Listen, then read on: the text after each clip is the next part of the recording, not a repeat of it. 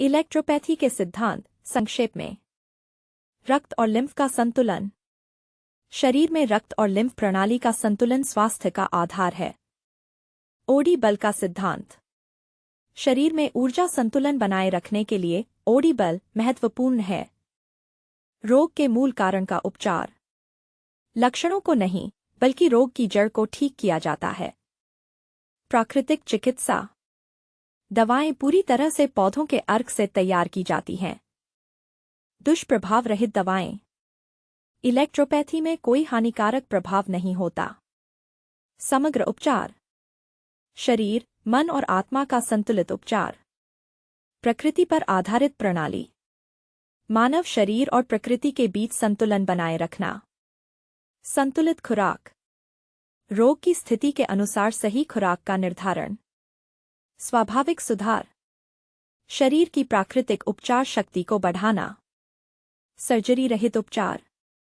रोगों को दवाओं से ठीक किया जाता है, बिना सर्जरी के। शुद्धिकरण पर जोर।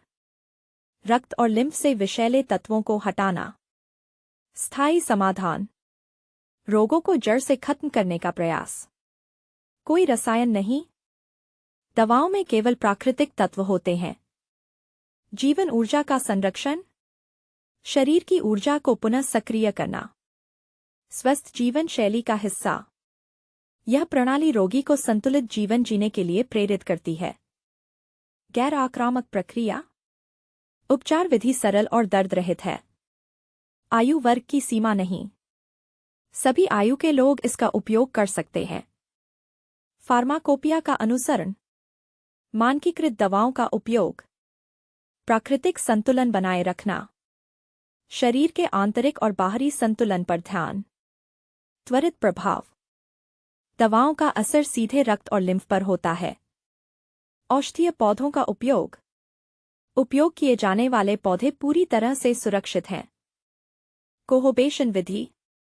दवाओं को तैयार करने की प्राकृतिक प्रक्रिया। स्वास्थ्य में सुधार। न केवल बीमारी को ठीक करना, बल्कि रोग प्रतिरोधक क्षमता को बढ़ाना।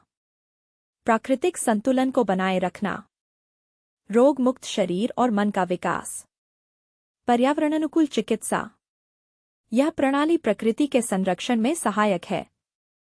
यह चिकित्सा प्रणाली सरल, प्रभावी और प्राकृतिक उपचार का एक महत्वपूर्ण विकल्प है।